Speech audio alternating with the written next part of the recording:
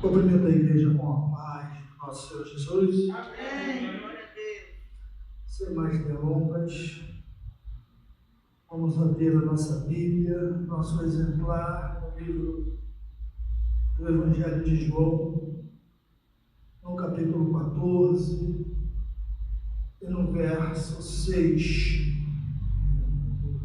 Apenas o verso de número 6.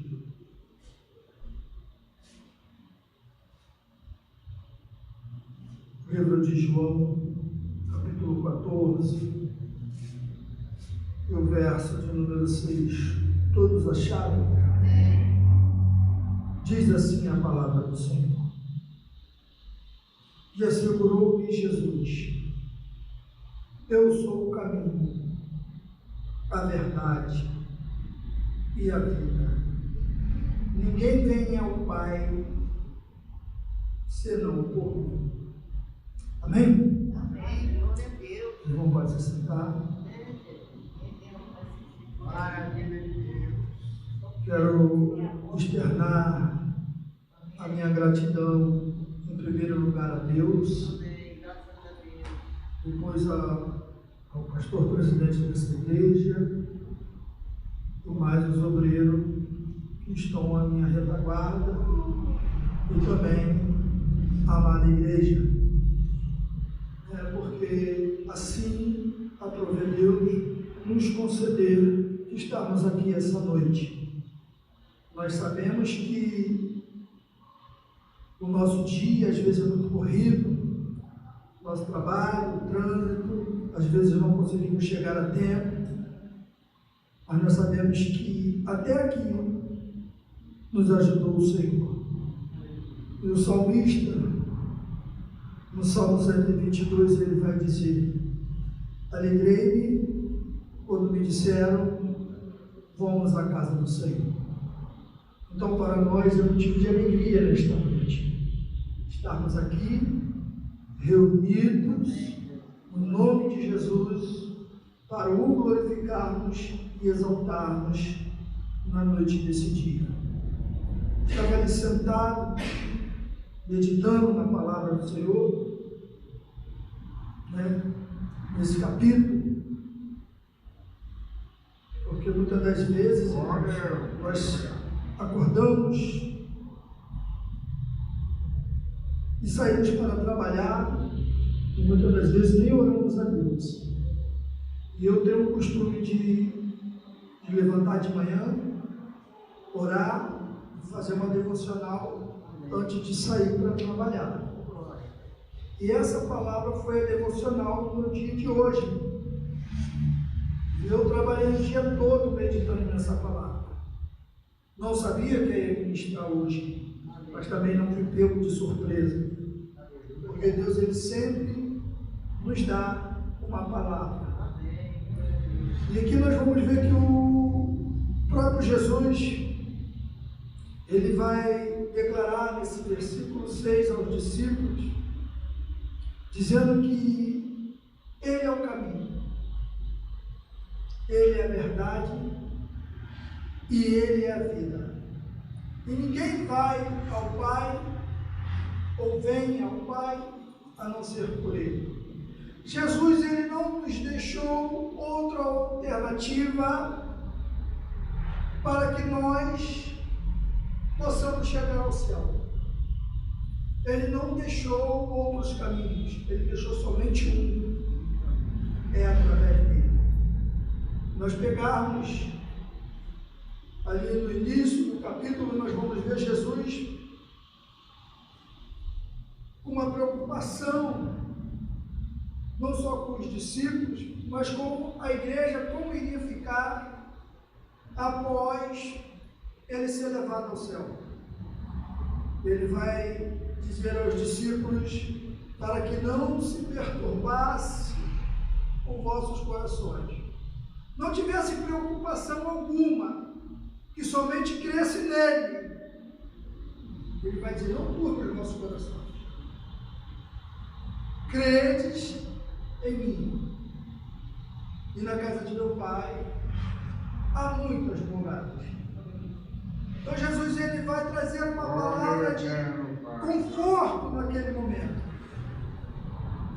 dizendo, se não tivesse, eu mesmo vos diria que eu iria vos preparar lugar. E se eu for e vos preparar lugar, virei outra vez e levarei vós mesmos para onde eu estiver, estejais vós também. E eu sou o caminho, a verdade e a vida. E ninguém vem ao Pai a não ser por mim. Isaías 35, no verso 8, Isaías vai dizer, não haverá um caminho que se chamará, haverá um caminho que se chamará o caminho santo ou impuro, e não passará por ele, pois será apenas para o seu povo quem por ele caminhar, e não se perderá, nem mesmo o tolo.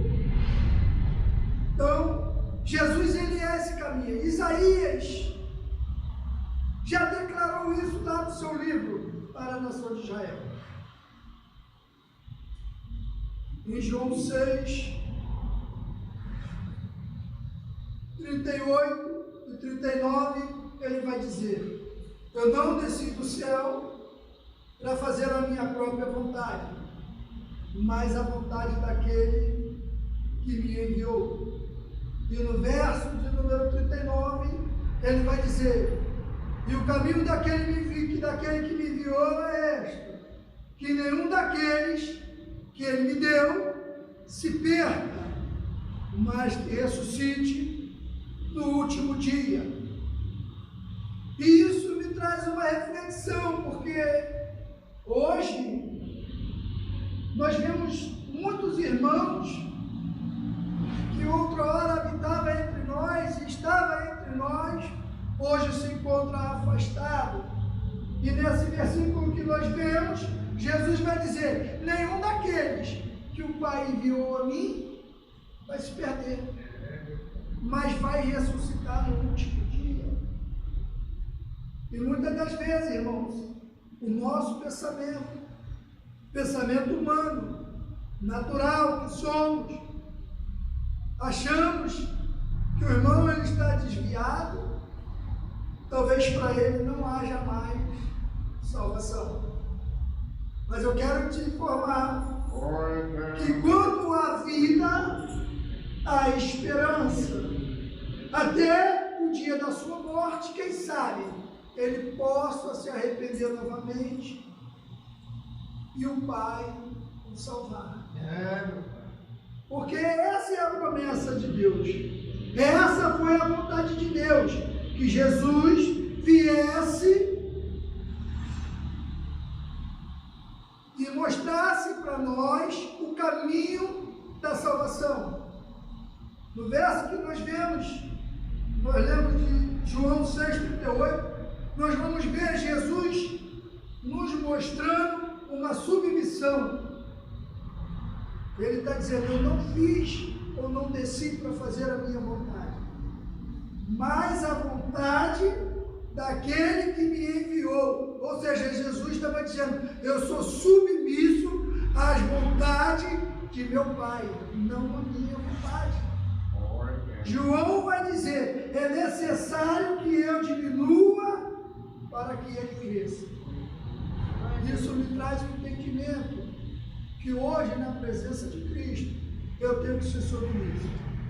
A minha vontade, ela não pode prevalecer. A vontade de Deus, ela tem que prevalecer a todo tempo na minha vida, para que se cumpra a palavra de Deus, para que se cumpra as promessas que Deus tem para mim. Se eu não entender que a minha submissão a Deus, ela me traz livramento, ela me traz paz, ela me traz gozo, ela me traz alegria, ela me traz avivamento, ela me traz muitas das vezes conforto nos momentos difíceis da nossa vida. Tudo isso através da submissão à palavra de Deus. Temos também que ser submissos aos nossos líderes, porque às vezes Queremos ser muito submissos à palavra e esquecemos de ser submissos às nossas lideranças. E isso, muitas das vezes, vai implicar em algumas questões nas áreas da nossa vida. E é necessário que nós venhamos ser submissos. Mateus 11, 27, Jesus vai dizer: todas as coisas me foram entregues por meu Pai, e ninguém conhece o Filho exceto o Pai, e ninguém conhece o Pai a não ser o Filho, aquele a quem o Filho quiser revelar. Então hoje nós sabemos que Cristo, ele se revelou para nós, como ele tem se revelado ao mundo.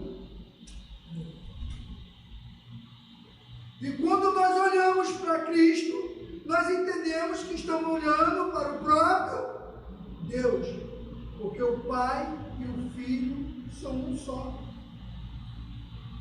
Então, nós vemos que muitas das vezes ficamos com indagações na nossa vida, ficamos com questões na nossa vida sem ser respondida, porque queremos ver a Deus e esquecemos que para ver a Deus, primeiro precisamos enxergar Jesus. Mas aonde ver Jesus? Quem era eu? Quem era você antes de aceitar a Cristo?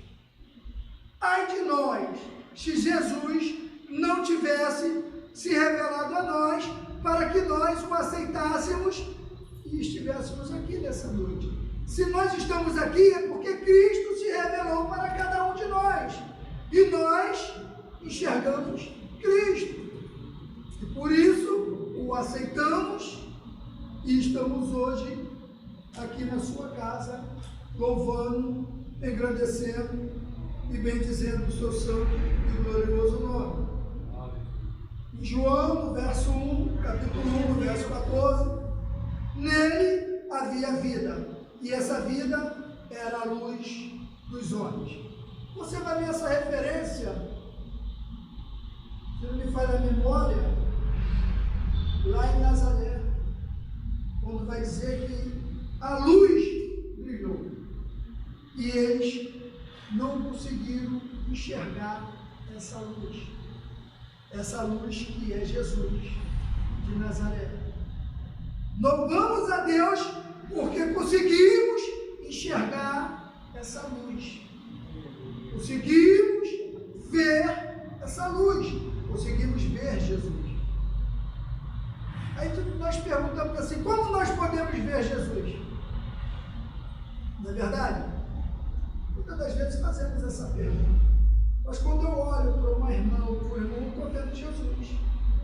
Aí você vai me dizer assim: pô, irmão, está pregando heresia? Não. A Bíblia vai dizer que nós somos imagem e semelhança de Deus. Se somos imagem e semelhança de Deus, somos imagem e semelhança também de Cristo. Porque Cristo e o Pai é um só. Então quando eu olho para o irmão Gilberto, eu vejo Jesus. Quando eu olho para cada um que teve aqui a oportunidade, eu estou vendo Jesus. Representado na figura dos irmãos. João ainda, capítulo 1, no verso 17, porque a lei foi dada por intermédio de Moisés, mas a graça e a verdade chegaram por meio de Jesus. Hoje vivemos não debaixo da lei, mas debaixo da graça.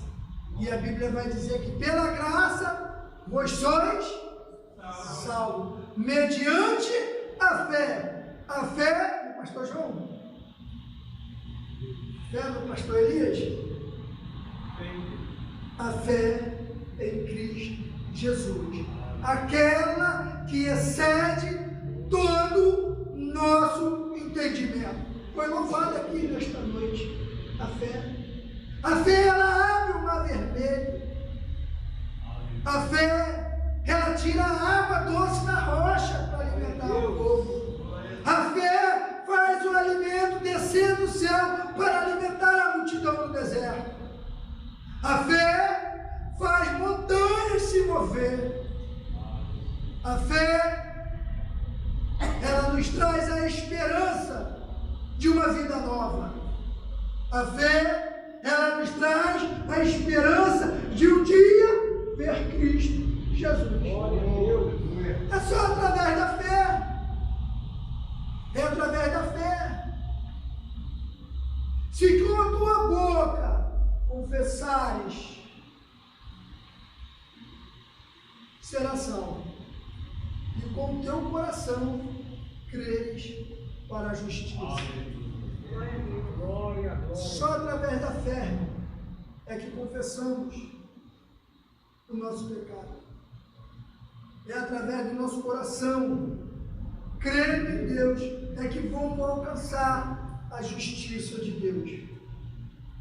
Ainda no livro de João, capítulo 5, no verso 25, ele vai dizer: e em verdade eu lhes digo, que vem a hora, e já chegou, em que os mortos ouvirão a voz do Filho de Deus, e os que ouvirem o verão.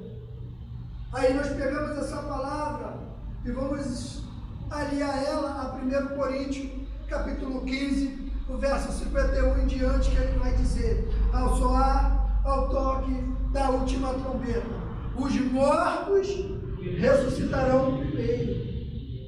Não é a igreja que vai ser primeiro. Primeiro, os mortos. Eles ressuscitarão primeiro. E depois nós seremos transformados num corpo de glória. Mas é necessário, aí Paulo vai acrescentar algo. Esse algo é que me chama a atenção. Mas é necessário que aquilo que é corruptível se revista da incorruptibilidade. E aquilo que é mortal se revista da imortalidade. Ou seja, esse corpo, ele não existirá mais. Ele será transformado num corpo glorioso. É somente nesse corpo é que vamos conseguir chegar ao céu. Nesse corpo natural, pecaminoso, não vamos chegar. Precisamos ser revestidos de um novo corpo. Um corpo glorioso, ao qual vai garantir a nossa entrada na moradia eterna. Somente assim, não tem outra maneira. Ainda em João, capítulo 6, do verso 33, porque o pão de Deus é aquele que desce do céu e dá vida ao mundo. Nós sabemos que Jesus, ele é o pão da vida. É Ele que nos alimenta. É a sua palavra que nos alimenta diariamente. É a tua palavra que nos concede graça e misericórdia para vencermos as etapas da nossa vida.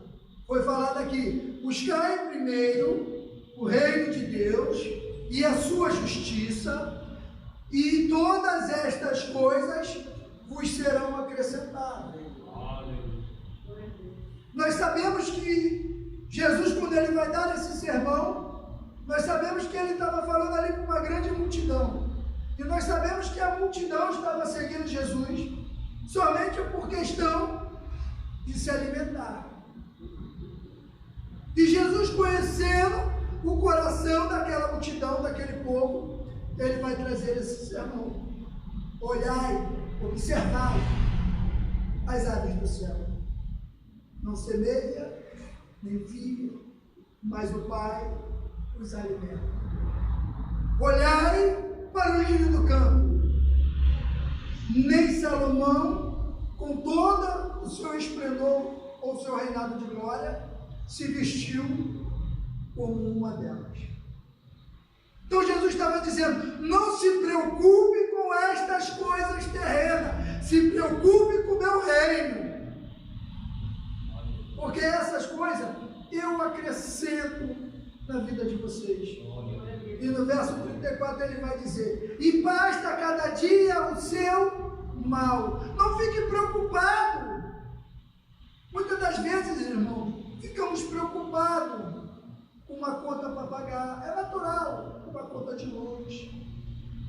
conta de telefone, internet, é um gás. Às vezes o gás está acabando, o pagamento do mês ainda não entrou, a gente já começa a ficar preocupado, porque o gás só acaba na hora que a gente não está esperando, não é verdade? A gente às vezes guarda o dinheiro o mês todo esperando o gás acabar para comprar, o gás não acaba. Quando você gasta, o gás vem e acaba.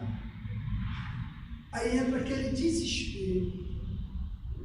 Mas o dizimista fiel, o servo fiel, ele não precisa ter essas preocupações, porque ele sabe que Deus, ele vai prover aquilo que é necessário para ele. Eu não me preocupo, irmão. Às vezes, se vocês conversarem com a minha esposa, ela começa a ficar muito angustiada com as contas para pagar, e eu fico tranquilo. E ela fala, você não esquenta a cabeça com nada, você não se preocupa com nada, deita e dorme como se nada tivesse acontecendo. Aí eu falo para ela uma palavrinha que Jesus falou para Marta: mulher, se tu creres, tu vai ver a glória de Deus. Eu não preciso ficar preocupado com essas coisas, porque essas preocupações vai me tirar o meu foco. Eu não posso perder o foco, eu não posso ficar preocupado. É certo que eu sei que eu tenho que pagar, mas 2 Pedro 5,7 vai dizer o quê? Lança sobre ele todas as vossas ansiedades, porque ele tem cuidado de nós. Então as minhas ansiedades eu lanço aos pés de Cristo e deixo. É lançar, irmão, e deixar. É lançar e deixar nas mãos de Jesus. Porque muitas das vezes lançamos e ficamos ali preocupados. Será que Jesus vai fazer? Será que ele não vai fazer? Esse será é que atrapalha muitas das vezes do sobrenatural acontecer.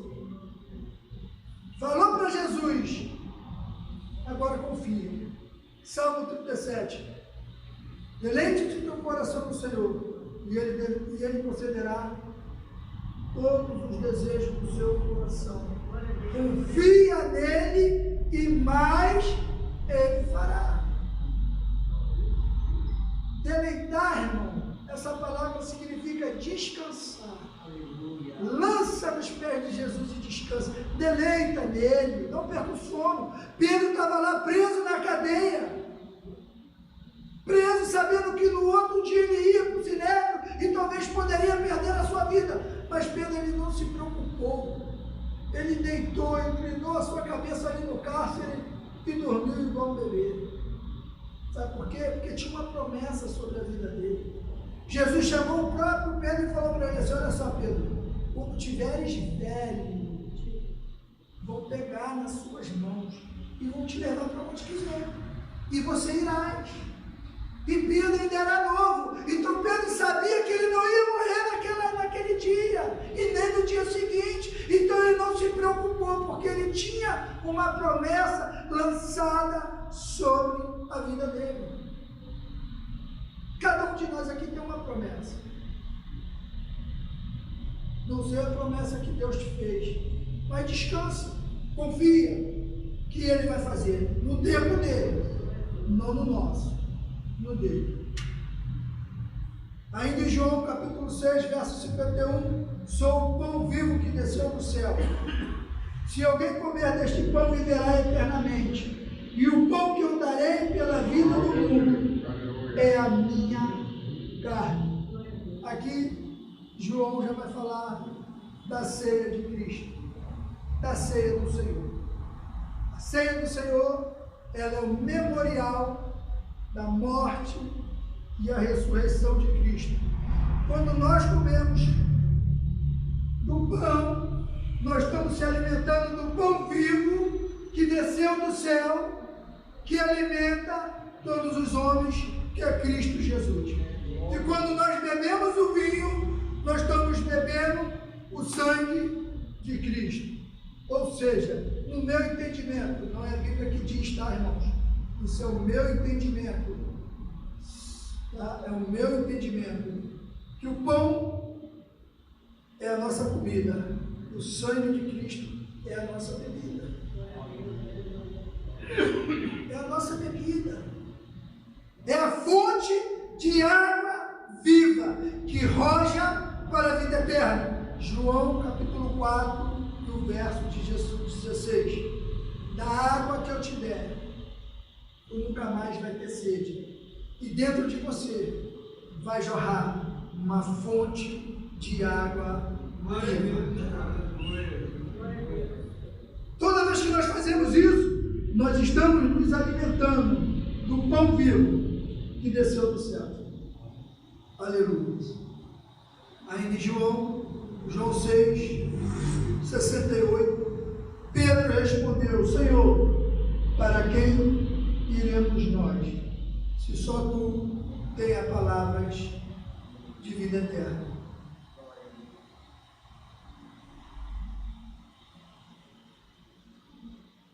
João 6, 8, 32, Jesus vai dizer: e conhecereis a verdade, e a verdade vos libertará. João 8, 51, e em verdade eu lhes digo, que se alguém guardar a minha palavra, não verá a morte eternamente. Essa palavra, irmão, não verá a morte, não é que nós não vamos morrer. Nós vamos morrer. Mas talvez Jesus pode vir hoje arrebatar a igreja. Então nós temos que ter a esperança que se não formos arrebatados ainda em vida, na morte, vamos ser arrebatados. Porque quando nós morremos, na verdade, a Bíblia vai dizer, nem todos morrerão, mas dormirão. Ou seja, a carne vai padecer, mas o espírito e a alma vai descansar. A alma vai para o seio de Abraão e o espírito voltará para Deus. Isso é natural.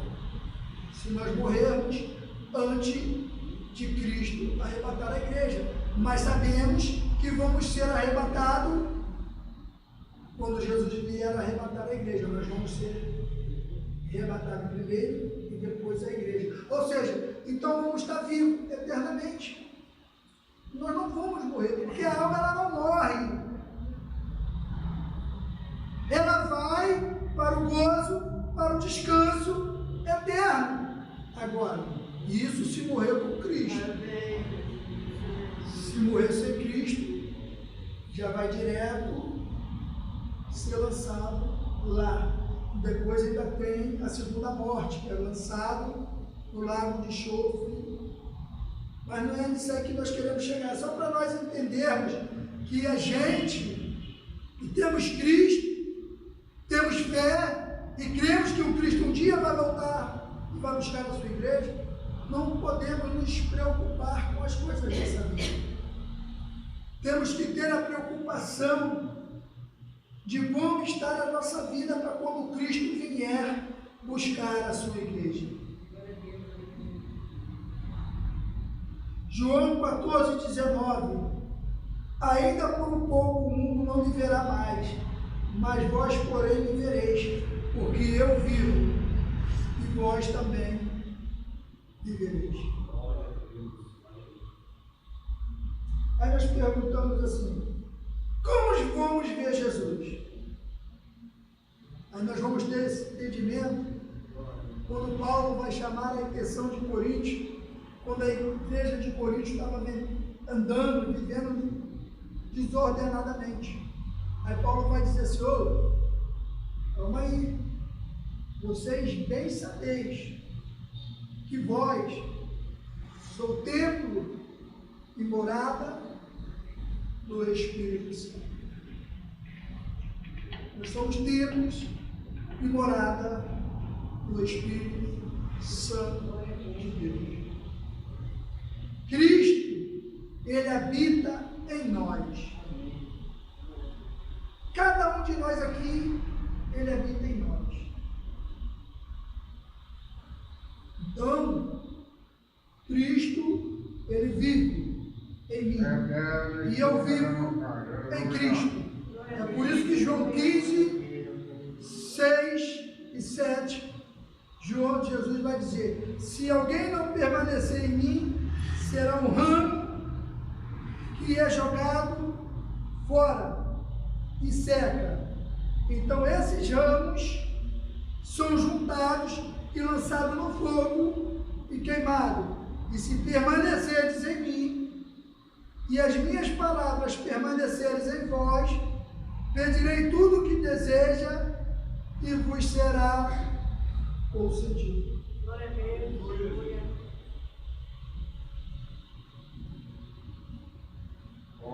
Em João 17, para fechar, nós vamos ver a oração sacerdotal de Cristo, aonde ele vai rogar ao Pai para não nos tirar desse mundo. Ele vai dizer: peço que não os tire deste mundo, mas que os santifique na verdade, porque a tua palavra, ela é a verdade.